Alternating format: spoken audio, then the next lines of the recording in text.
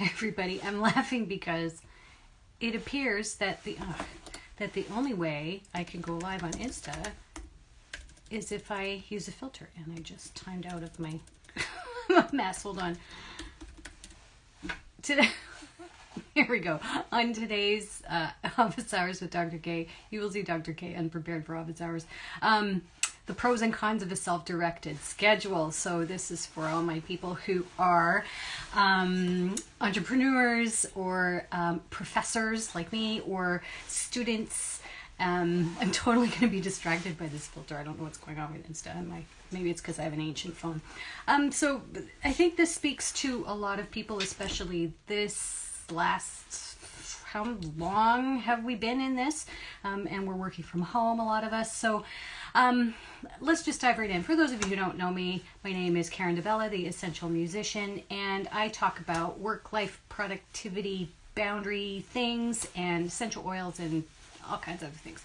But very briefly, my story, because it pertains to this, I have been a professor for 18 years. 18 years. It's a long time.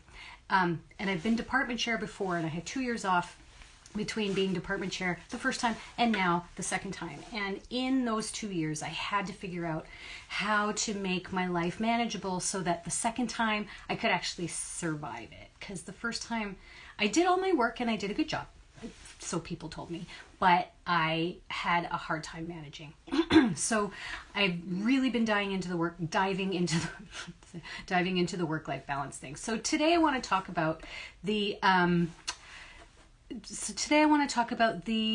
pros and cons of a self-directed schedule. One of the things that I really love about being a professor, it's my day job, but I say that ironically because it's also an evening job and it's also a weekend job. It is my primary source of income, and I love being a professor. I don't love being chair, but I love being a professor. And one of the things I love about it is really the only scheduled hours I have are when I'm in meetings and when I'm teaching.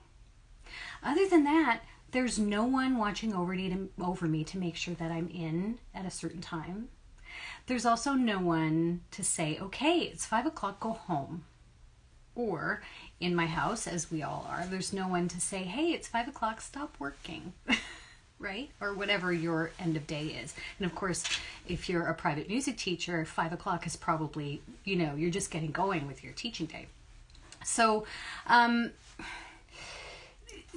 there are a lot of advantages, though, to being to having a self-directed schedule. If I need to take time off to go do something with my kids, I don't have to ask anybody. I can just go, unless it's going to be for an extended period of time. And I love that. But it also comes with challenges, right? It's really easy to get working all the time and to feel like you don't have any shutdown time. And this is what happened to me the first time I was chair, was I felt like I was working all the time. Because you know what? I was working all the time.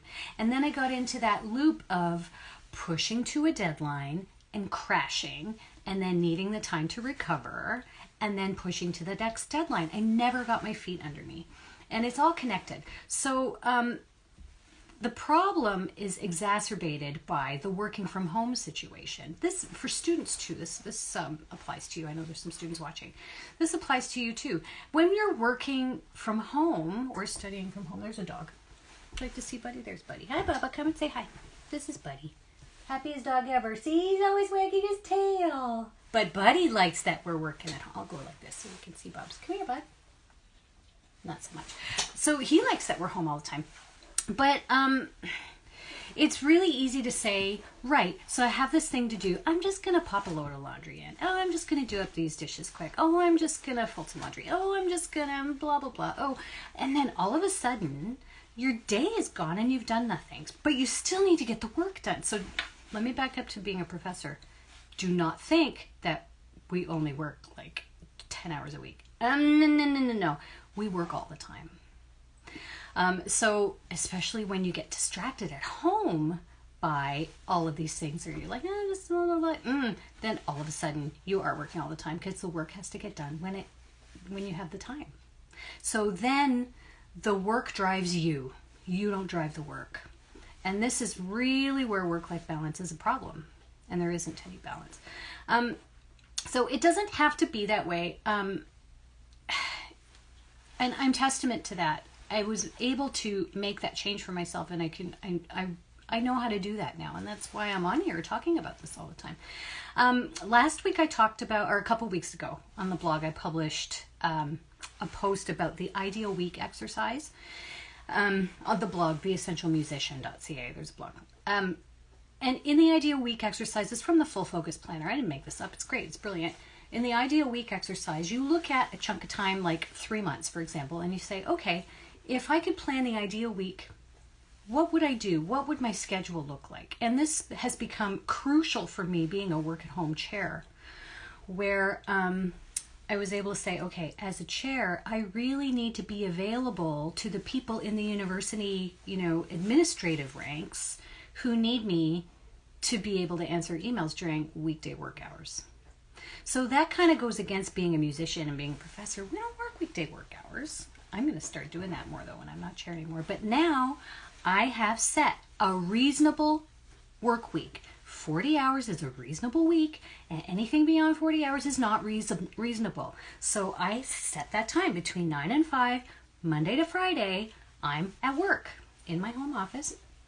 I'm working. That's my work time. And then on the other side of it is, when I'm not working, I am not working. I don't work evenings. I don't work weekends. I don't. Not that work. The work I want to do. I work on this stuff. This is what I love. But this is why I set up the boundary in the first place. Because all of a sudden, if you have boundaries in place and you have something that you're desperately wanting to do in the margins, you have the margin to do it. It's all about protecting that. So now, this freaks people out when I tell them I get my inbox to 0 at the end of the workday. Why did my screen go dark? I don't know, maybe this isn't working. I get my inbox to 0 at the end of the workday, so it's not following me around. I don't check my work email. I don't do work homework. Doesn't happen. And it was weird when that first started, but I don't do it. And that means I'm getting more stuff done. I rest better. I actually rest now, and I'm not always pushing deadlines because I've got all this other stuff in place.